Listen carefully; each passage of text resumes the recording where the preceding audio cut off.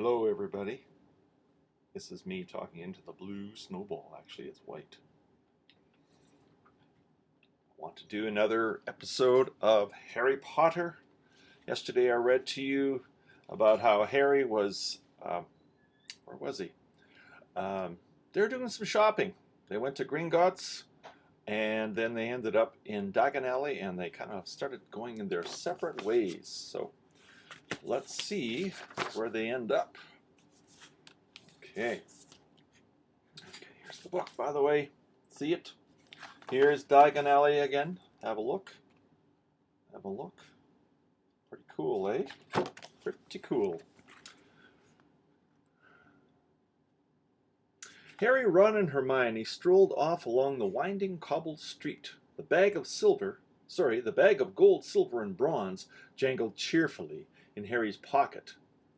Was clamoring to be spent, so he bought 3 large strawberry and peanut butter ice creams, which they slurped happily as they wandered up the alley, examining the fascinating shop windows. Ron gazed longingly at a full set of Chudley Cannon robes in the windows of Quality Quidditch Supplies until Hermione dragged them off to buy ink and parchment next door. In Gamble and Jape's Wizarding Joke Shop, they met Fred George and Lee Jordan, who were stocking up on Dr. Filibuster's fabulous wet start no-heat fireworks. And in a tiny junk shop full of broken wands, wonky brass scales, and old cloaks covered in potion stains, they found Percy, deeply immersed in a small and deeply boring book called Prefects Who Gained Power.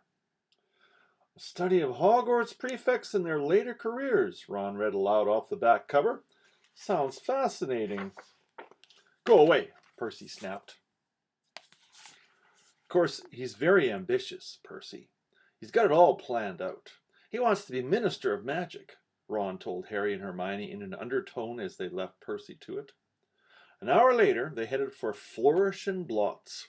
They were by no means the only ones making their way to the bookshop.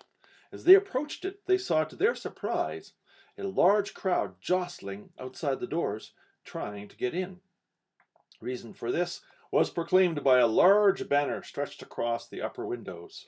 Gilderoy Lockhart will be signing copies of his autobiography, Magical Me, today, 12:30 to 4:30 p.m. We can actually meet him, Hermione squealed. I mean, he's written almost the whole book list. The crowd seemed to be made up mostly of witches around Mrs. Weasley's age. A harassed-looking wizard stood at the door saying, "Calmly, please, ladies, calmly. Don't push there. Mind the books now." Harry, Ron, and Hermione squeezed inside. A long queue wound right to the back of the shop. By the way, queue means a lineup, where Gilderoy Lockhart was signing his books. They each grabbed a copy of Break with a Banshee and sneaked up the line to where the rest of the Weasleys were standing with Mr. and Mrs. Granger. "Ah, there you are. Good," said Mrs. Weasley. She sounded breathless and kept patting her hair. "We'll be able to see him in a moment." Gilderoy Lockhart came slowly into view, seated at a table surrounded by large pictures of his own face, all winking and flashing dazzlingly white teeth at the crowd. The real Lockhart was wearing robes of forget-me-not blue, which exactly matched his eyes. His pointed wizard's hat was set at a jaunty angle on his wavy hair. A short, irritable-looking man was dancing around taking photographs with a large black camera that emitted puffs of purple smoke with every blinding flash. "Out of the way there," he snarled at Ron, moving back to get a better shot. "This is for the Daily Prophet." "Big deal," said Ron, rubbing his foot where the photographer had stepped on it. Gilderoy Lockhart heard him. He looked up. He saw Ron, and then he saw Harry. He stared. Then he leapt to his feet and positively shouted, "It can't be Harry Potter!" The crowd parted, whispering excitedly. Lockhart dived forward, seized Harry's arm, and pulled him to the front. The crowd burst into applause. Harry's face burned as Lockhart shook his hand for the photographer, who was clicking away madly, wafting thick smoke over the Weasleys. When we say that his face burned, that means he was really embarrassed. Nice big smile, Harry, said Lockhart through his own gleaming teeth. Together, you and I are worth the front page. When he finally let go of Harry's hand, Harry could hardly feel his fingers. He tried to sidle back over to the Weasleys, but Lockhart threw an arm around his shoulders and clamped him tightly to his side. Ladies and gentlemen, he said loudly, waving for quiet, what an extraordinary moment this is. The perfect moment for me to make a little announcement I've been sitting on for some time. When young Harry here stepped into Flourish and Blotts today, he only wanted to buy my autobiography, which I shall be happy to present him now, free of charge. The crowd applauded again, but he had no idea, Lockhart continued, giving Harry a little shake that made his glasses slip to the end of his nose, that he would surely be getting much, much more than my book, Magical Me. He and his schoolfellows will, in fact, be getting the real Magical Me. Yes, ladies and gentlemen, I will be taking up the post of Defense Against the Dark Arts teacher at Hogwarts School of Witchcraft and Wizardry. The crowd cheered and clapped, and Harry found himself being presented with the entire works of Gilderoy Lockhart. Staggering slightly under their weight, he managed to make his way out of the limelight to the edge of the room, where Ginny was standing next to her new cauldron. You have these, Harry mumbled to her, tipping the books into the cauldron. I'll buy my own. Bet you loved that, didn't you, Potter? Said a voice Harry had no trouble recognizing. He straightened up and found himself face to face with Draco Malfoy, who was wearing his usual sneer. Famous Harry Potter, said Malfoy. Can't even go into a bookshop without making the front page. Leave him alone. He didn't want all that, said Ginny. It was the first time she had spoken in front of Harry. She was glaring at Malfoy. Potter, you've got yourself a girlfriend, drawled Malfoy. Ginny went scarlet as Ron and Hermione fought their way out over, both clutching stacks of Lockhart's books. Oh, it's you, said Ron, looking at Malfoy as if he were something unpleasant on the sole of his shoe. Bet you're surprised to see Harry here, eh? Not as surprised as I am to see you in a shop, Weasley, retorted Malfoy. I suppose your parents will go hungry for a month to pay for that lot. Ron went as red as Ginny. He dropped his books into the cauldron, too, and started towards Malfoy, but Harry and Hermione grabbed the back of his jacket. Ron, said Mr. Weasley, struggling over with Fred and George, what are you doing? It's mad in here. Let's go outside. Well, well, well, Arthur Weasley. It was Mr. Malfoy. He stood with his hand on Draco's shoulder, sneering in just the same way. Lucius, said Mr. Weasley, nodding coldly. Busy time at the ministry, I hear, said Mr. Malfoy. All those raids.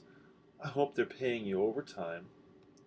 He reached into Ginny's cauldron and extracted, from amidst the glossy Lockhart books, a very old, very battered copy of A Beginner's Guide to Transfiguration.